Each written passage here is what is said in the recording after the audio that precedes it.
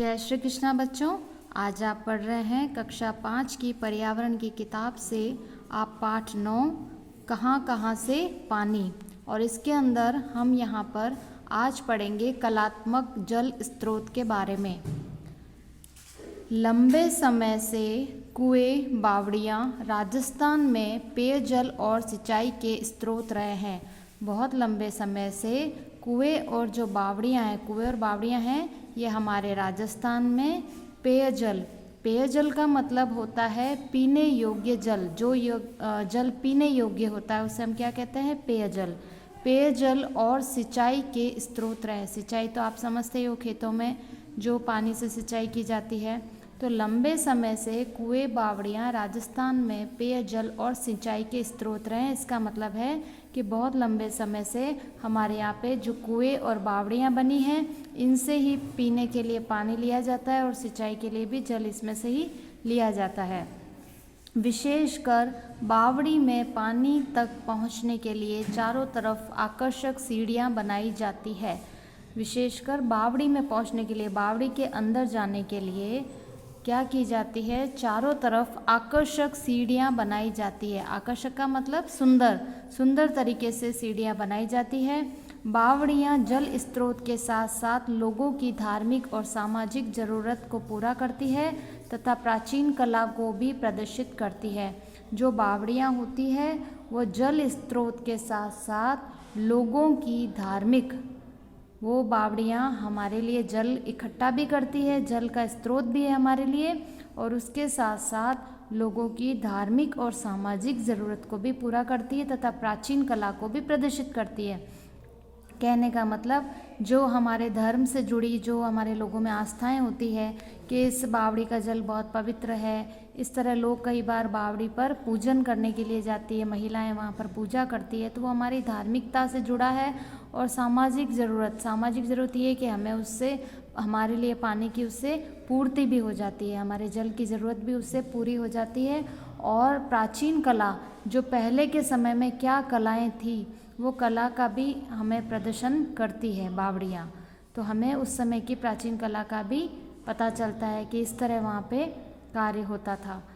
तो ये बावड़ियाँ हमारे लिए धार्मिक सामाजिक ज़रूरत को भी पूरा करती है और प्राचीन कला को भी प्रदर्शित करती है।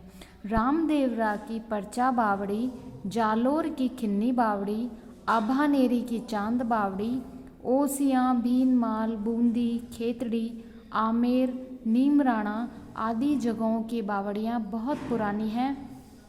इनमें से कई रखरखाव के अभाव के कारण खराब हो रही हैं। हमें इनके संरक्षण के प्रति जागरूक रहना चाहिए। अब देखिए, इसमें बावड़ियों के नाम है कि कौन सी बावड़ी कहाँ पे है।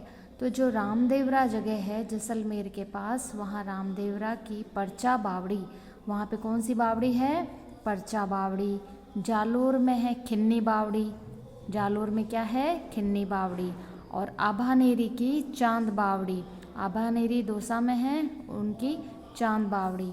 ओसिया, भीनमाल, बूंदी, खेतड़ी, आमेर, नीमराणा आदि जगह पर भी बहुत सी बावड़ियाँ बनी हैं और वो बहुत पुरानी हैं।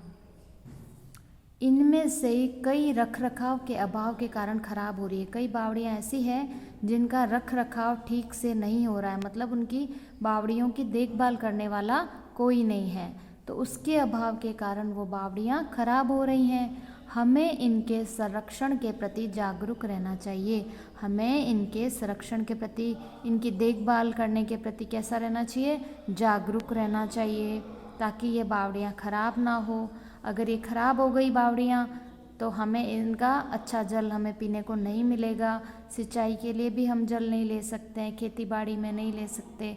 या फिर ये प्राचीन कला है तो देखने में सुंदर लगती है, अगर ये सब इसको कचरा कर देंगे, उसमें उसको गंदा कर देंगे तो कौन उसको देखने जाएगा? उसकी सुंदरता को कोई देखने नहीं जाएगा। इसलिए हमें उसका ध्यान रखना चाहिए कि उसे स्वच्छ और सुंदर ही बनाए रखें। रामदेवरा में आने वाले तीर्थयात्री परचा बावड़ी के पानी को पवित्र जल के रूप में मानते हैं।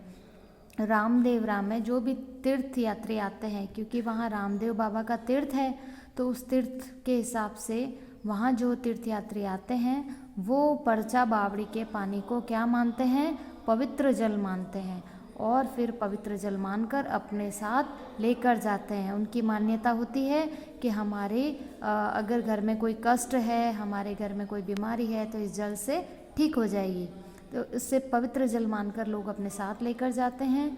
झुंझुनू की मेड़तनी बावड़ी प्राचीन, सुंदर और कलात्मक बावड़ी है। झुंझुनू के अंदर जो मेड़तनी बावड़ी है यह बहुत ही प्राचीन है, लेकिन बहुत सुंदर है और बहुत कलात्मक तरीके से बनी हुई है। कलात्मक तरीके से मतलब बहुत सुंदर तरीके से बनाई है। उसमें अच्छी सुंदर सीढ़ियाँ हैं, कई कारीगरी हैं, कई तरीके के सुंदर सुंदर उसमें डिज़ाइन बनाए हैं। तो वो बहुत कलात्मक बावड़ी है। यह 150 फीट गहरी है। यह बावड़ी कितनी गहरी है? 150 फीट गहरी बावड़ी है और इसमें कई झरोखे व बरामदे भी बने हुए हैं। जो ये बावड़ी है ना, ये 150 फीट गहरी है और इसमें झरोखे व बरामदे भी बने हैं। तो आपको क्या करना है, इन सब बावड़ियों के आपको नाम याद करने हैं कि ये बावड़ियाँ कौन सी है और कहाँ पर है, ये कहाँ कहाँ है और इनके नाम क्या हैं। ये आज अपन ने बावड़ी के बारे में पढ़ा है।